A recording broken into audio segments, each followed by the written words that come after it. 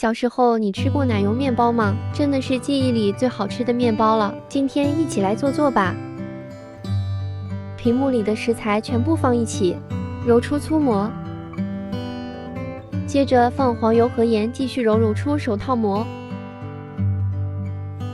发酵1个小时，手指插孔不回缩就是发酵好了。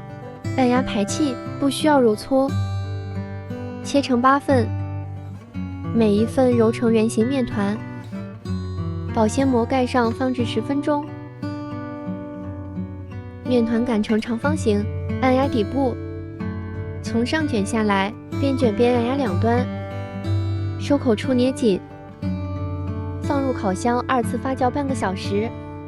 烤箱里放1碗温水，发酵完后刷上1层全蛋液，最后送入烤箱。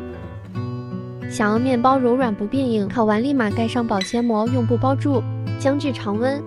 面包中间切开，不要切断，挤满奶油刮到抹平，最后撒上糖粉，面包柔软香甜，真的和小时候一样的味道，快来试试吧。